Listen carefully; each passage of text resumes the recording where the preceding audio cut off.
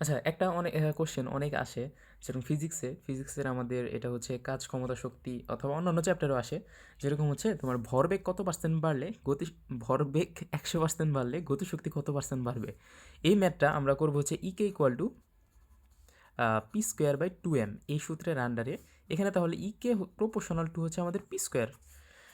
এখন একটা পি যদি আমাদের 100% বাড়ে, 100% বাড়া মানে আগে যদি 1 থাকে তাহলে 1-এর 100% বাড়বে, 1-এর 100% একই, তাহলে আমাদের 2 গুণ, ধরে না আমরা 1 হিসেব করে, তাহলে 2 গুণ বাড়ছে, 2 গুণ হইছে আর কি। তাহলে ইকে, তাহলে এখানে আসবে আমাদের ইকে প্রপোর্শনাল টু ইকে টু, তাহলে আসবে আমাদের পি স্কোয়ার মানে হচ্ছে 4 ইকে 1, ইকে 1 আলটিমেটলি এটা আসবে।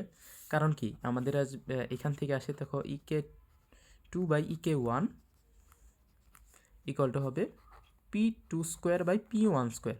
এখানে P two by P one হচ্ছে আমাদের 2, কারণ পি টুটা পি ওয়ানের থেকে 100% বাড়ছে, মানে এখানে 2p1 হয়েছে আর এখানে p1 হয়েছে। আলটিমেটলি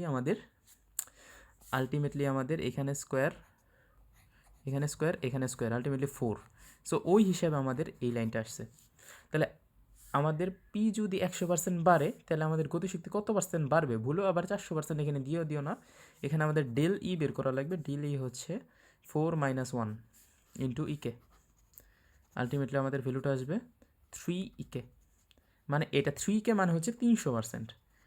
3 কে মানে 300%, এটা আসলে তোমাদের এখন বোঝা উচিত, ইন্টারমিডিয়েটে পড়ো, আশা করি বুঝতে পারছো। আবার উল্টা প্রসেসেও হয়, যদি আমাদের শক্তি 300% বাড়ে, তাহলে আমাদের পি বাড়বে হচ্ছে আমাদের 100%, এরকম উল্টা প্রসেসও হয়। সো এটা মুখস্থ করে ফেলবা। পি যদি 100% বাড়ে, গতিশক্তি পরিবর্তন হবে আমাদের 300%।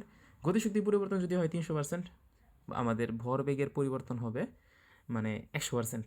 আরেকটা জিনিস হিসাব করো, আরেকটা জিনিস, একটা নর্মাল একটা সুন্দর একটা কোশ্চেন।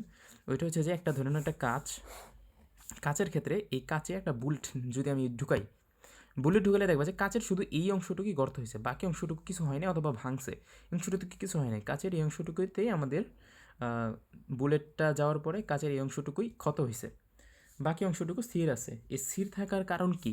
স্থির থাকার কারণ খুব, এটা অনেকে বলো যে ঘাত বল, এটা ঘাত বল হবে না। স্থির থাকার কারণ হচ্ছে এখানে আমাদের এই কাচের স্থিতি জড়তা, এই কাচের স্থিতি জড়তা। আশা করি এটা বুঝছো। এইভাবে রলি আমি জাস্ট দেখাইলাম, এটা স্লাইডেও দেখাইতে পারতাম বাট দেখাইনি, এমনি জাস্ট দেখাইলাম এই দুইটা কনসেপ্ট। আচ্ছা ঠিক আছে।